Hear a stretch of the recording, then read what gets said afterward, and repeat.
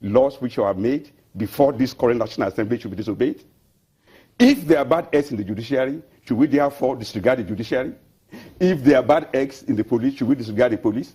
If there are bad eggs in the military, were we not here alive when we had our money that was meant for the military to defend our people, to fight terrorism, found itself into private hands? Listen, in every sector of the public life of Nigeria, there are bad eggs.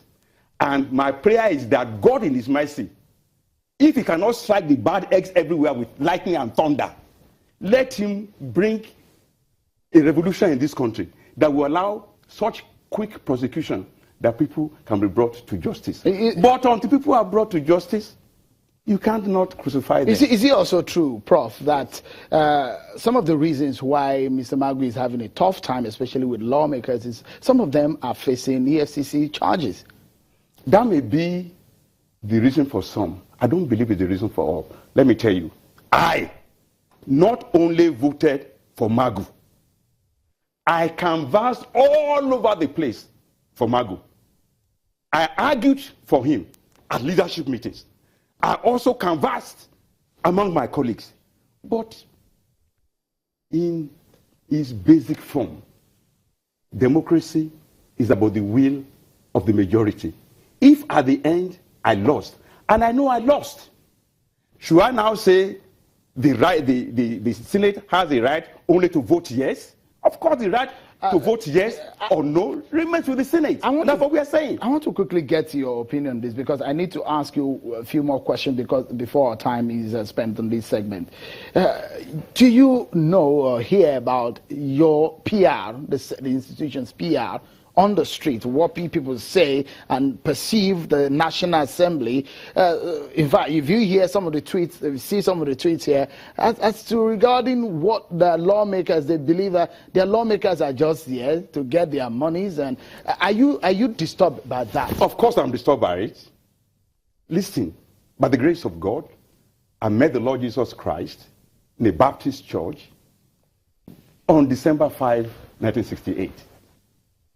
And no matter what I do, the first thing that comes to my life is, when I die, what will God say of me? I'm more afraid of Jesus Christ than I'm afraid of Magu. You see, I see people escaping justice all the time in Nigeria. That doesn't even bother me. In any case, as I told you, if they try me, I won't even get a lawyer. I will go and defend myself. If I'm found guilty, prison, here I come. But the point is this. Sure, there may be people who have things to hide. But I'm saying you cannot prove that. And because you cannot prove that, you must take their vote on their face value. You must assume that because they swore to protect the Constitution, that's what they are doing. And in any case, having said no to Mr. Magu, are we saying Magu is the only one in Nigeria who can head the EFCC, and if he doesn't head it, Nigeria will collapse? Because of our time, let me quickly get your thoughts on these very important issues. First and foremost, in just about a sentence, how do you think the National Assembly can resolve its difference, or the executive can resolve its differences with the National Assembly? I would wish that some of the leaders in this country, whose stature transcends politics, will weigh in. We identify principal members in the executive and principal members in the legislature, bring us together so that if we need to approach the Supreme Court, let's approach it. If the Supreme Court says National Assembly is correct, then, so be it. If the Supreme Court says National Assembly is wrong, so be it. But at least we'll get it resolved. Right now, they are saying, you go.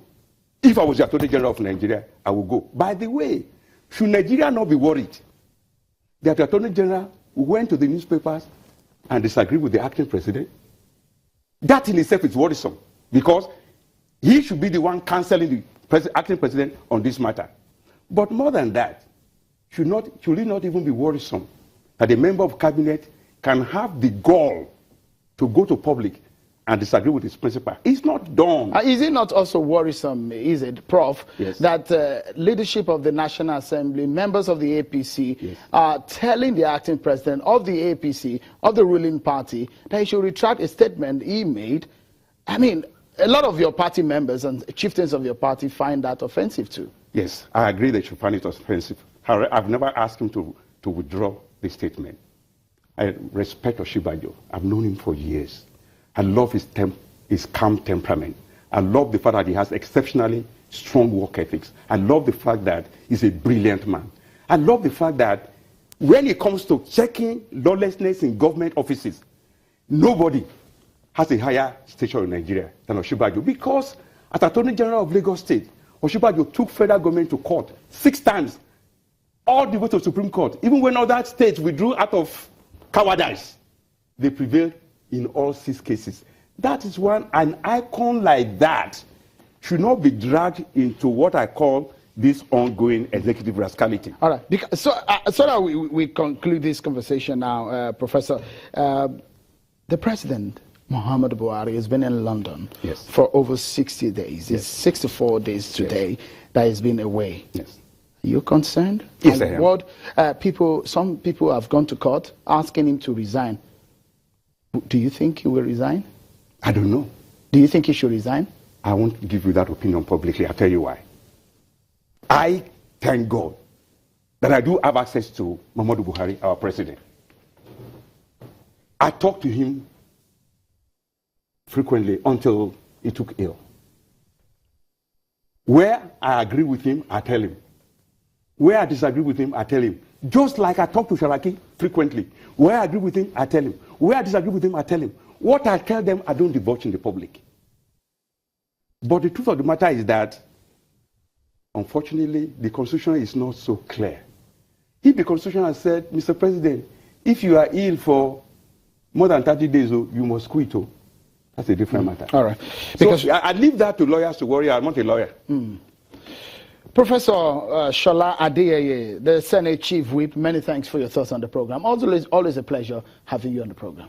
You are brilliant. God bless you, Shane. Thank you. We take a breather, but when we come back, restructuring conversation has been ongoing. Mr. Peter Obi, former governor of Anambra State, joins us after this break. Stay with us.